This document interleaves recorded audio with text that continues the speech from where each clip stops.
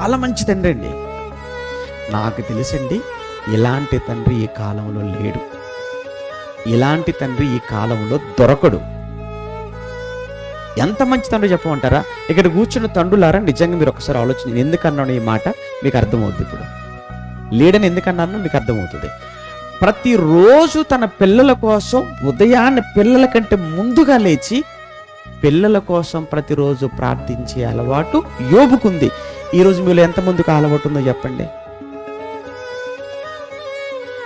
ఈరోజు ఎంతమంది తండ్రులు తమ కడుపున పుట్టిన బిడ్డల కొరకు పిల్లల కంటే ముందుగా లేచి మోకరించి ఆ పిల్లల భవిష్యత్తు కొరకు, వాళ్ళ బ్రతుకుల కొరకు, వాళ్ళ జీవితాల కొరకు ప్రార్థించే తండ్రులు ఎంతమంది ఉన్నారు, తల్లులు ఎంతమంది ఉన్నారు అని ప్రశ్నిస్తే వచ్చే సమాధానం 0.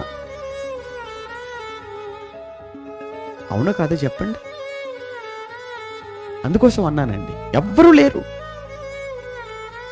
అందుకే కావచ్చు మన పిల్లలు ఎలా మారిపోతున్నారు. ఏంటి, మన పిల్లలు చిన్నతనంలోనే మన మాట వినటం లేదు. అప్పుడప్పుడు చాలా బాధేస్తుంటుందండి పిల్లల్ని చూస్తున్నప్పుడు. మనం ఇచ్చిన డ్రెస్ వద్దంటారు, మనం ఇచ్చిన రంగు వద్దంటారు, మనకి ఇష్టమైన చోటుకి వెళ్ళొద్దంటే ఒప్పుకోరు. తినొద్దు, ఏమంటే మనకి ఇష్టమైంది పెడితే ఏమంటే ఇది తినొద్దంటే తినకుండా ఉండరు. అంటే ఇంత చిన్న వయసులోనే మన చేతిలో ఉన్న పిల్లలు ఉండాలి. ఇప్పుడు కంప్లీట్గా మన కంట్రోల్లో ఉండాల్సిన వయసు కదా పిల్లలది.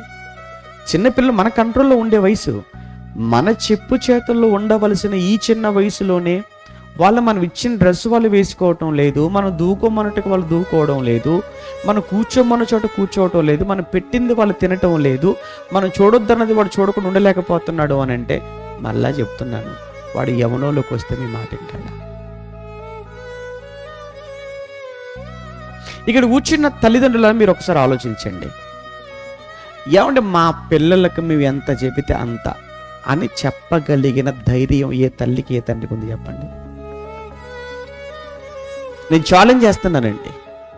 ఇక్కడ కూర్చున్న మీరే కాదండి, లైవ్లో వింటున్న వాళ్ళైనా, ఎప్పటికైనా మా పిల్లలండి, ఆడు మేము ఏం పెడితే వాడు తింటాడు, ఎంత పెడితే అంత తింటాడు, ఏది ఇస్తే అది వేసుకుంటాడు, ఎక్కడ పడుకోమంటే అక్కడ పడుకుంటాడు, ఎప్పుడు పడుకోమంటే అక్కడ పడుకుంటాడు, సెల్ ముట్టొద్దంటే ముట్టడు, చూడొద్దంటే ఆగిపోతాడు, వెళ్ళొద్దంటే సైలెంట్ అయిపోతాడు అని చెప్పగలిగేటువంటి తల్లిదండ్రులు ఈ కాలంలో మీకు దొరుకుతారేమో. ఒకసారి ట్రై చేసి చూడండి. ఏమైపోతుంది కుటుంబాలు, ఏమైపోతుంది వ్యవస్థ, ఏమైపోతుంది సమాజం, భయం వేస్తుంటుందండి నిజంగా.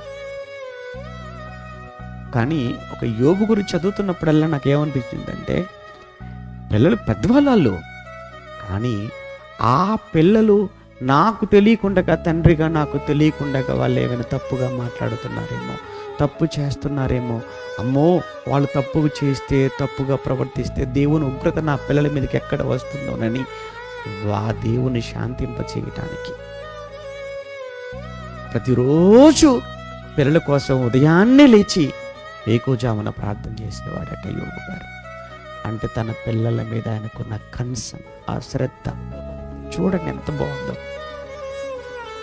ఏముందండి, కన్నామండి వదిలేసామండి, కన్నాం వదిలేసాం. బిజీ ఉన్నాం. నీకు ఎంత బిజీ అయినా ఉండి నువ్వు దయచేసి నీ కుటుంబంతోనూ ఉండాలి.